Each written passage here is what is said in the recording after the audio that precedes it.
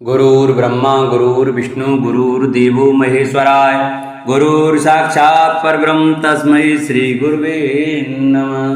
बोलो विष्णु भगवान की जय, बोलो बृहस्पति देव भगवान की जय। नमस्कार दोस्तों, स्वागत है आपका मेरे YouTube चैनल आर के भक्ति में।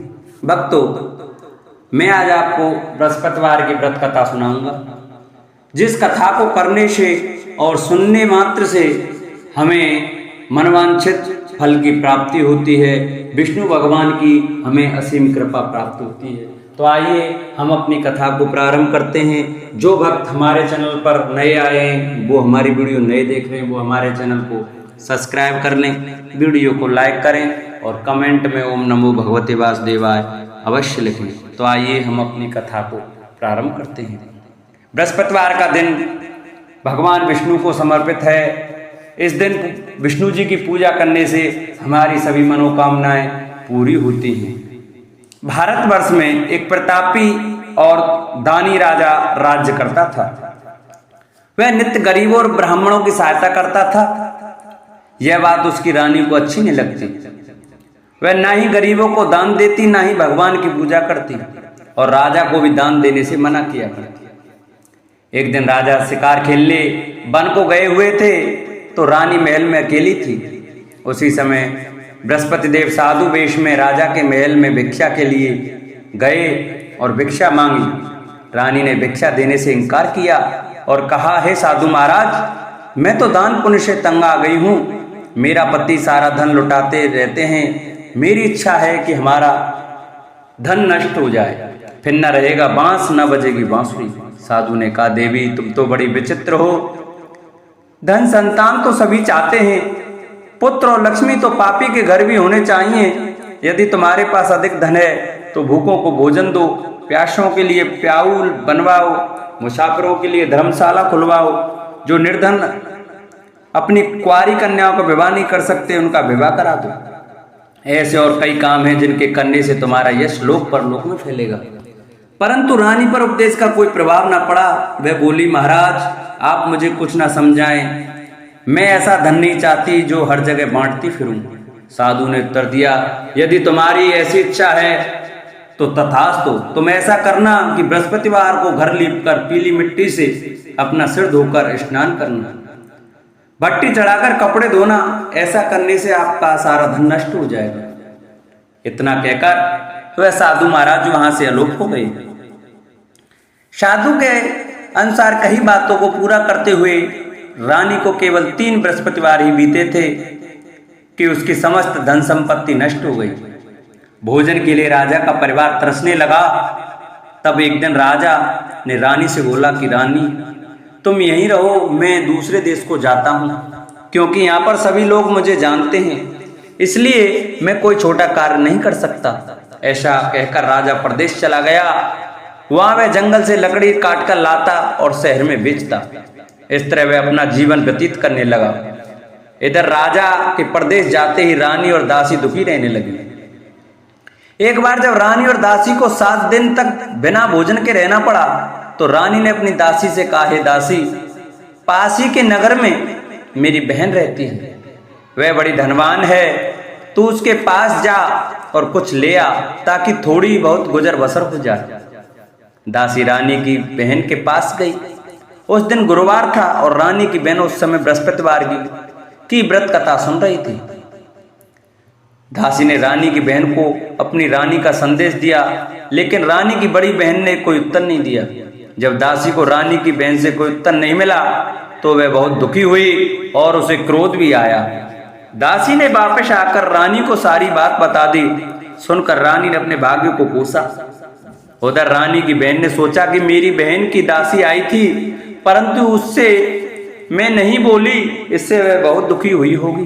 कथा सुनकर और पूजन समाप्त करके वह अपनी बहन के घर आई और कहने लगी, हे बहन, मैं बृहस्पतिवार का व्रत कर रही थी, तुम्हारी दासी मेरे घर आई थी, परंतु जब तक कथा होती है तब तक ना तो उठते हैं और ना ही बोलते हैं, इसलिए मैं नहीं बोली। कहो दासी क्यों गई थी? रानी बोली, बहन तुमसे क्या छिपाऊं, हमारे घर में खाने तक को अनाज नहीं था। ऐसा कहते कहते रानी की आंखें भर आईं उसने दासी समेत पिछले 7 दिनों से भूखे रहने तक की बात अपनी बहन को विस्तार पूर्वक सुना दी। रानी की बहन बोली, देखो बहन, भगवान बृहस्पति देव सबकी मनोकामना को पूर्ण करते हैं। देखो शायद तुम्हारे घर में अनाज रखा हो। पहले तो रानी को विश्वास नहीं हुआ। वह बहन के आग्रह पर उसने अपनी दासी को अंदर भेजा तो उसे सचमुच अनाज से भरा एक घड़ा मिला। यह देखकर दासी की हैरानी हुई। दासी रानी से कहने लगी, हे रानी, जब हमको भोजन नहीं मिलता तो हम व्रत ही तो करते हैं, इसलिए क्यों ना इनसे व्रत और कथा की विधि पूछ ली जाए ताकि हम भी व्रत कर सकें। तब रानी ने अपनी बहन से बृहस्पतिवार व्रत के बारे में पूछा।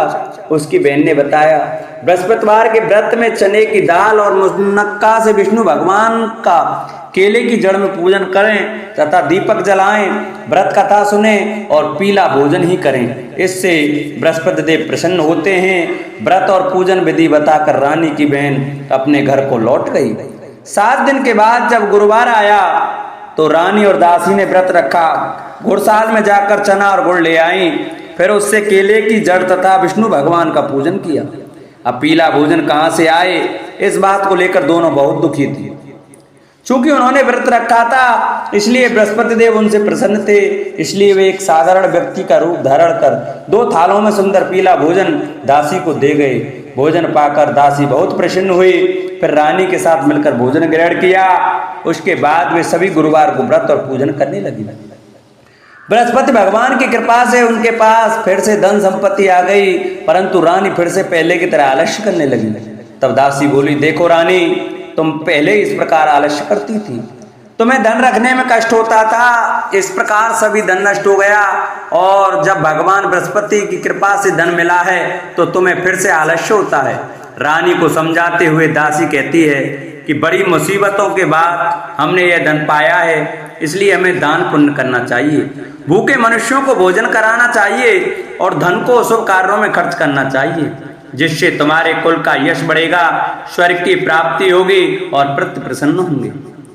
दासी की बात मानकर रानी अपना धन शुभ कार्यों में खर्च करने लगी, जिससे पूरे नगर में उसका यश फैलने लगा। बृहस्पतिवार व्रत कथा के बाद श्रद्धा के साथ आरती की जानी चाहिए, इसके बाद प्रसाद बांटकर उसे ग्रहण करना चाहिए। एक दिन राजा दुखी होकर जंगल में एक पेड़ के नीचे आसन जमा कर बैठ गया। वह अपनी दशा को याद करके व्याकुल होने लगा। बृहस्पतिवार का दिन था। एकाएक उसने देखा कि निर्जन वन में एक साधु प्रकट हुए। वह साधु वेश में स्वयं बृहस्पति देवता थे। लकड़हारे के सामने आकर बोले, हे लकड़हारे, इस सुनसान जंगल में तू चिंता मग्न क्यों बैठा है? लकड़हारे ने दोनों हाथ जोड़कर प्रणाम किया और उत्तर दिया, महात्मा जी, आप सब कुछ जानते हैं, मैं क्या कहूँ? यह कहकर रोने लगा और साधु को अपनी आत्मकथा सुनाई। महात्मा जी ने कहा, तुम्हारी स्त्री ने बृहस्पति के दिन बृहस्पति भगवान का निरादर किया है, जिसके कारण रुष्ट होकर उन्होंने तुम्हारी यह दशा कर दी। अब तुम चिंता को दूर करके मेरे कहने पर चलो तो तुम्हारे सब कष्ट दूर हो जाएंगे और भगवान पहले से भी अधिक संपत्ति देंगे। तुम बृहस्पति के दिन कथा किया करो, 2 पैसे के चने मुनक्का लाकर उसका प्रसाद बनाओ और शुद्ध जल से लोटे में शक्कर मिलाकर अमृत तैयार करो। कथा के पश्चात अपने सारे परिवार और सुनने वाले प्रेमियों में अमृत व प्रसाद बांटकर आप भी ग्रहण करो। ऐसा करने से भगवान तुम्हारी सब मनोकामनाएं पूरी करेंगे। साधु के ऐसे वचन सुनकर लकड़हारा बोला, हे प्रभु, मुझे लकड़ी बेचकर इतना पैसा नहीं मिलता जिससे भोजन के उपरांत कुछ बचा सकूं। मैंने रात्रि में अपनी स्त्री को व्याकुल देखा है, मेरे पास कुछ भी नहीं है जिससे मैं उसकी खबर मंगा सकूं। साधु ने कहा, हे लकड़हारे, तुम किसी बात की चिंता मत करो। बृहस्पति के दिन तुम रोजाना की तरह लकड़ियां लेकर शहर को जाओ, तुम्हारा रोज से दुगना धन प्राप्त होगा, जिससे तुम भली भांति भोजन कर लोगे तथा बृहस्पति देव की पूजा का सामान भी आ जाएगा। इतना कहकर साधु अंतर्ध्यान हो गए। धीरे धीरे समय व्यतीत होने पर फिर वही बृहस्पतिवार का दिन आया। लकड़हारा जंगल से लकड़ी काटकर किसी शहर में बेचने गया। उसे उस दिन और दिन से अधिक पैसा मिला। राजा ने चना गुड़ आदि लाकर गुरुवार का व्रत किया। उस दिन से उसके सभी कलेश दूर हुए, परंतु जब दोबारा गुरुवार का दिन आया तो बृहस्पतिवार का व्रत करना भूल गया। इस कारण बृहस्पति भगवान नाराज हो गए। उस दिन उस नगर के राजा ने विशाल यज्ञ का आयोजन किया था तथा शहर में यह घोषणा करा दी कि कोई भी मनुष्य अपने घर में भोजन ना बनावे, ना आग जलावे, समस्त जनता मेरे यहाँ भोजन करने आवे। इस आज्ञा को जो ना मानेगा उसे फांसी की सजा दी जाएगी। इसी तरह की घोषणा संपूर्ण नगर में करवा दी गई।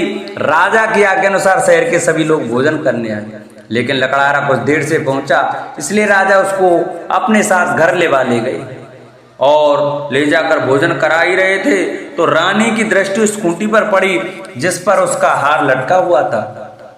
वह वहां पर दिखाई नहीं दिया। रानी ने निश्चय किया कि मेरा हार इस मनुष्य ने चुरा लिया है। उसी समय सिपाहियों को बुलाकर उसको कारागार में डलवा दिया। जब लकड़हारा कारागार में पड़ गया और बहुत दुखी होकर विचार करने लगा कि न जाने कौन से पूर्व जन्म के कर्म से मुझे यह दुख प्राप्त हुआ है, और उसी साधु को याद करने लगा जो कि जंगल में मिला था। उसी समय तत्काल बृहस्पति देव साधु के रूप में प्रकट हुए और उसकी दशा को देखकर कहने लगे, अरे मूर्ख, तूने बृहस्पति देव की कथा नहीं सुनी करी, इस कारण तुझे दुख प्राप्त हुआ है। अब चिंता मत कर, बृहस्पतिवार के दिन कारागार के दरवाजे पर 4 पैसे पड़े मिलेंगे, उनसे तू बृहस्पति देव की पूजा करना, तेरे सभी कष्ट दूर हो जाएंगे। बृहस्पति के दिन उसे 4 पैसे मिले। लकड़हारे ने कहा, कहीं उसी रात्रि को बृहस्पति देव ने उस नगर के राजा को स्वप्न में कहा, हे राजा, तुमने जिस आदमी को कारागार में बंद कर दिया है वह निर्दोष है, वह राजा है, उसे छोड़ देना। रानी का हार उसी कुंटी पर लटका है, अगर तू ऐसा नहीं करेगा तो मैं तेरे राज्य को नष्ट कर दूंगा। इस तरह रात्रि के स्वप्न को देखकर राजा प्रातःकाल उठा और खूंटी पर हार देकर लकड़हारे को बुलाकर क्षमा मांगी तथा लकड़हारे को योग्य सुंदर वस्त्र आभूषण देकर विदा कर दिया। बृहस्पति देव की आज्ञा अनुसार लकड़हारा अपने नगर को चल दिया। राजा जब अपने नगर के निकट पहुंचा तो उसे बड़ा आश्चर्य हुआ। नगर में पहले से अधिक बाग, तालाब, कुएं तथा धर्मशाला, मंदिर आदि बन गए। राजा ने पूछा, यह किसका बाग और धर्मशाला है? तब नगर के सब लोग कहने लगे, ये सब रानी और बांदी के हैं। तो राजा को आश्चर्य हुआ और गुस्सा भी आया। जब रानी ने यह खबर सुनी कि राजा आ रहे हैं तो उन्होंने बांदी से कहा कि दासी, देख, राजा हमको कितनी बुरी हालत में छोड़ के गए थे, हमारी ऐसी हालत देखकर वह लौट ना जाएं, इसलिए तू दरवाजे पर खड़ी हो जा। आज्ञा अनुसार दासी दरवाजे पर खड़ी हो गई। राजा आए तो उन्हें अपने साथ लेवा लाई। तब राजा ने क्रोध करके अपनी रानी से पूछा कि यह धन तुमने कैसे प्राप्त किया? तब उन्होंने कहा, हमें यह सब धन बृहस्पति देव के इस व्रत के प्रभाव से प्राप्त हुआ है। राजा ने निश्चय किया कि 7 रोज बाद तो सभी बृहस्पति देव का पूजन करते हैं, परंतु मैं प्रतिदिन दिन में 3 बार कहानी तथा रोज व्रत किया करूंगा। अब हर समय राजा के दुपट्टे में चने की दाल बंधी रहती तथा दिन में 3 बार कहानी कहता। एक रोज राजा ने विचार किया कि चलो अपनी बहन के यहाँ हुआ मैं। इस तरह निश्चय कर राजा घोड़े पर सवार हो अपनी बहन के यहाँ चलने लगा। मार्ग में उसने देखा कि कुछ आदमी एक मुर्दे को लिए जा रहे हैं। उन्हें रोककर राजा ने कहा, अरे भाइयों, मेरी बृहस्पति देव की कथा सुन लो। वे बोले, लो, हमारा तो आदमी मर गया है, इसको अपनी कथा की पड़ी है। परंतु कुछ आदमी बोले, अच्छा कहो, हम तुम्हारी कथा भी सुनेंगे। राजा ने दाल निकाली और जब कथा आदि हुई कि मुर्दा हिलने लग गया, और जब कथा समाप्त हो गई तो राम राम कह के मनुष्य उठकर खड़ा हो गया। आगे मार्ग में उसे एक किसान खेत में हल चलाता मिला। राजा ने उसे देख और उससे बोला, अरे भैया, तुम मेरी बृहस्पतिवार की कथा सुन लो। किसान बोला, जब तक मैं तेरी कथा सुनूंगा तब तक 4 हरैया जोत लूंगा, जा अपनी कथा किसी और को सुनाना। इस तरह राजा आगे चलने लगा। राजा के हटते ही बैल पछाड़ खाकर गिर गए तथा किसान के पेट में बड़ी जोर का दर्द होने लगा। उस समय उसकी माँ रोटी लेकर आई। उसने जब यह देखा तो अपने पुत्र से सब हाल पूछा और बेटे ने सभी हाल कह दिया। तो बुढ़िया दौड़ी दौड़ी उस घुड़सवार के पास गई और उससे बोली कि मैं तेरी कथा सुनूंगी, तू अपनी कथा मेरे खेत पर चलकर ही कहना। राजा ने बुढ़िया के खेत पर जाकर कथा कही, जिसके सुनते ही वे बैल उठ खड़े हुए तथा किसान के पेट का दर्द भी बंद हो गया। राजा अपनी बहन के घर पहुंचा। बहन ने भाई की खूब मेहमानी की। दूसरे रोज प्रातःकाल राजा जागा तो वह देखने लगा कि सब लोग भोजन कर रहे हैं। राजा ने अपनी बहन से कहा, ऐसा कोई मनुष्य है जिसने भोजन नहीं किया हो? मेरी बृहस्पतिवार की कथा सुन ले। बहन बोली, हे भैया, यह देश ऐसा ही है कि पहले यहाँ लोग भोजन करते हैं, बाद में अन्य काम करते हैं। अगर कोई पड़ोस में हो तो देखाऊं। वह ऐसा कहकर देखने चली गई, परंतु उसे कोई व्यक्ति नहीं मिला जिसने भोजन ना किया हो। अतः वह एक कुम्हार के घर गई जिसका लड़का बीमार था। उसे मालूम हुआ कि उसके यहाँ 3 रोज से किसी ने भोजन नहीं किया है। रानी ने अपने भाई की कथा सुनने के लिए कुम्हार से कहा। वह तैयार हो गया। राजा ने जाकर बृहस्पतिवार की कथा कही, जिसको सुनकर उसका लड़का ठीक हो गया। अब तो राजा की प्रशंसा होने लगी। एक रोज राजा ने अपनी बहन से कहा कि हे बहन, हम अपने घर को जाएंगे, तुम भी तैयार हो जाओ। राजा की बहन ने अपनी सास से कहा। सास ने कहा, चली जा, परंतु अपने लड़के को मत ले जाना, क्योंकि तेरे भाई के कोई औलाद नहीं है। बहन ने अपने भैया से कहा, हे भैया, मैं तो चलूंगी, पर कोई बालक नहीं जाएगा। राजा बोला, जब कोई बालक नहीं चलेगा तब तुम भी क्या करोगी। बड़े दुखी मन से राजा अपने नगर को लौट आया। राजा ने अपनी रानी से कहा, वह निर्वंशी है, हमारा मुख देखने का धर्म नहीं है और कुछ भोजन आदि नहीं किया। रानी बोली, हे प्रभु, बृहस्पति देव ने हमें सब कुछ दिया है, वह हमें औलाद अवश्य देंगे। उसी रात को बृहस्पति देव ने राजा से स्वप्न में कहा, हे राजा, उठ, सभी सोच त्याग दे, तेरी रानी गर्भ से है। राजा की यह बात सुनकर बड़ी खुशी हुई। 9वें महीने में उसके गर्भ से एक सुंदर पुत्र पैदा हुआ। तब राजा बोला, हे रानी, स्त्री बिना भोजन के रह सकती है, पर बिना कहे नहीं रह सकती। जब मेरी बहन आवे तुम उनसे कुछ कहना मत। रानी ने सुनकर हाँ कर दिया। जब राजा की बहन ने यह शुभ समाचार सुना तो वह बहुत खुश हुई तथा बधाई लेकर अपने भाई के यहाँ आई। तभी रानी ने कहा, घोड़ा चढ़कर तो नहीं आई, गधा चढ़ी आई। राजा की बहन बोली, भाभी, मैं इस प्रकार न कहती तो तुम्हें औलाद कैसे मिलती। बृहस्पति देव ऐसे ही हैं, जैसी जिनकी मन में कामना है सभी को पूर्ण करते हैं। जो सद्भावना पूर्वक बृहस्पतिवार का व्रत करते हैं एवं कथा पढ़ता अथवा सुनता है, दूसरों को सुनाता है, बृहस्पति भगवान उनकी सभी मनोकामना पूरी करते हैं। भगवान बृहस्पति सदैव रक्षा करते हैं। संसार में जो मनुष्य सद्भावना से भगवान जी का पूजन व्रत सच्चे हृदय से करते हैं तो उनकी सभी मनोकामना पूर्ण करते हैं। जैसी सच्ची भावना से रानी और राजा ने उनकी कथा का गुणगान किया तो उनकी सभी इच्छाएं बृहस्पति देव जी ने पूरी की थी। इसलिए पूर्ण कथा सुनने के बाद प्रसाद लेकर जाना चाहिए। हृदय से उसका मनन करते हुए जयकारा बोलना चाहिए। बोलो बृहस्पति देव भगवान की जय। प्राचीन काल में एक ब्राह्मण रहता था।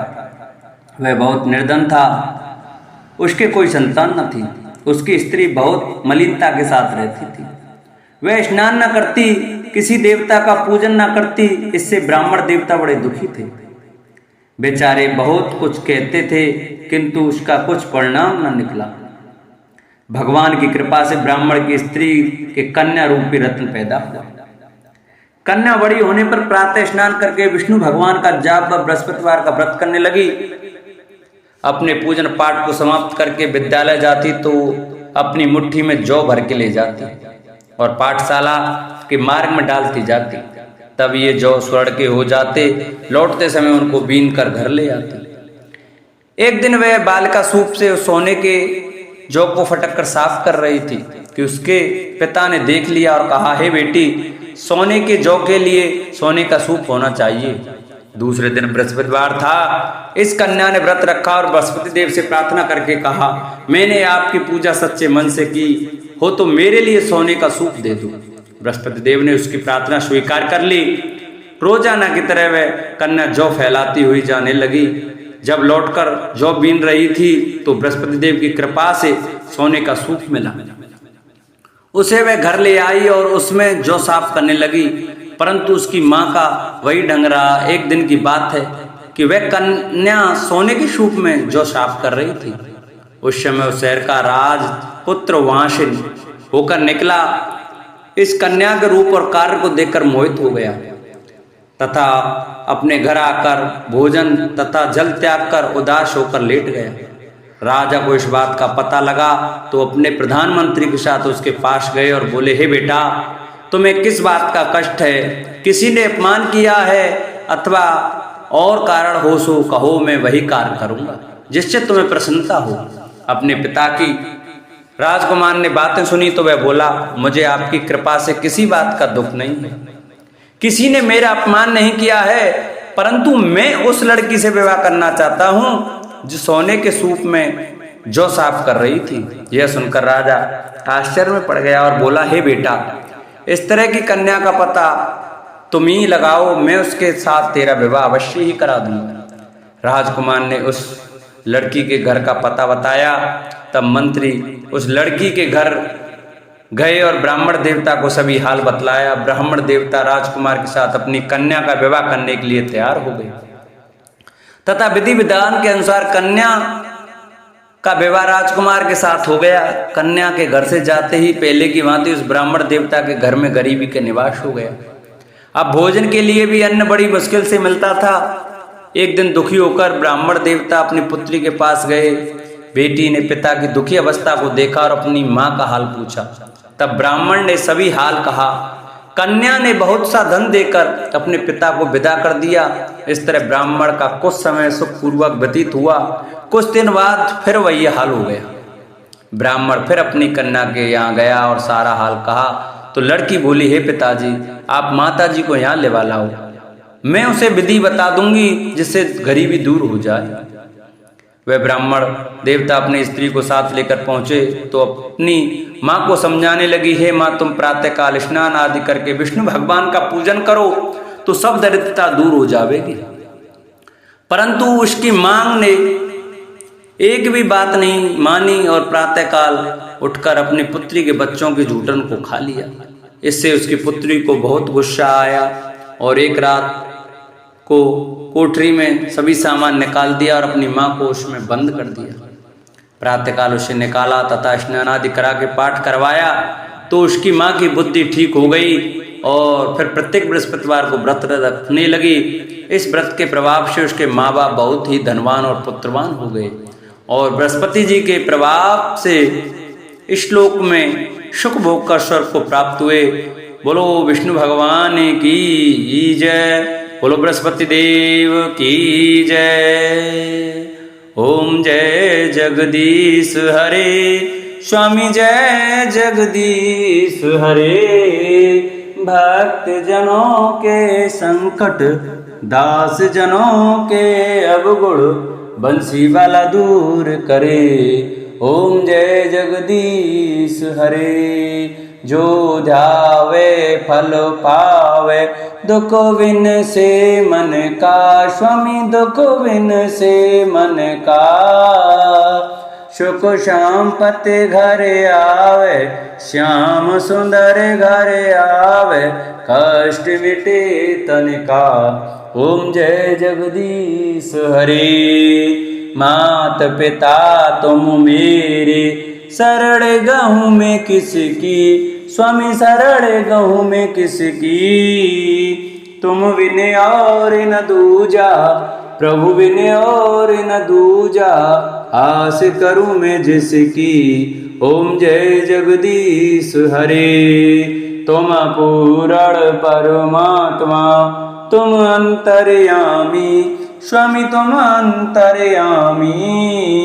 पार ब्रह्म परमेश्वर, जगत पिता परमेश्वर, तुम सबके स्वामी। ओम जय जगदीश हरे। तुम करुणा के सागर, तुम पालन करता, स्वामी तुम रक्षा करता।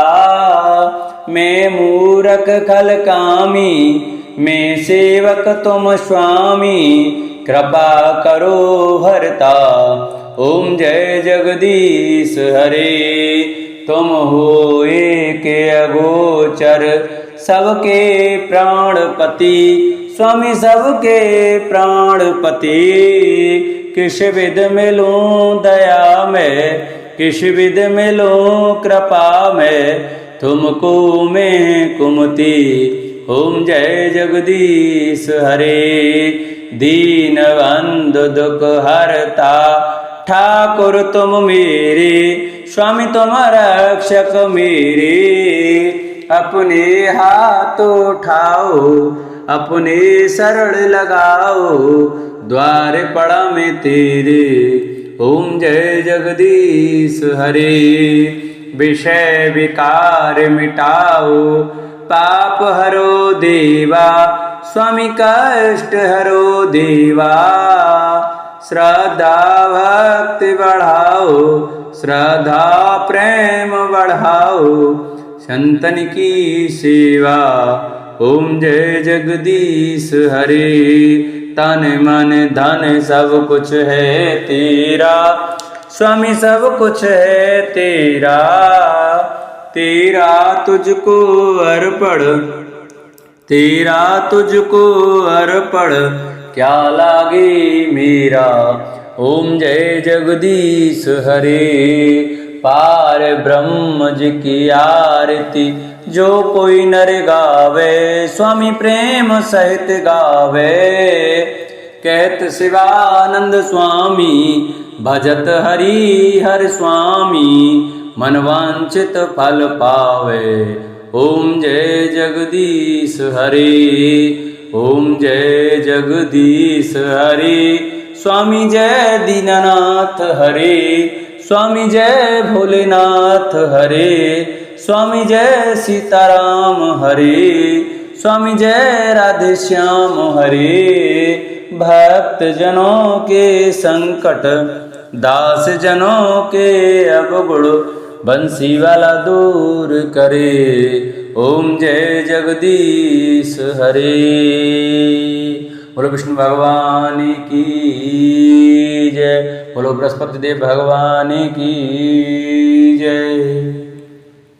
जिन भक्तों को हमारी कथा अच्छी लगी हो वो हमारी कथा को ज़्यादा से ज़्यादा शेयर करें, जिससे और भी भक्त हमारी कथा का श्रवण कर सकें। हमारे चैनल को सब्सक्राइब करें, वीडियो को लाइक करें और कमेंट में ओम नमो भगवते वासुदेवाय, ओम बृहस्पतिदाय नमः लिखना न भूलें। बोलो बृहस्पति भगवान की जय। बोलो विष्णु भगवान की जय।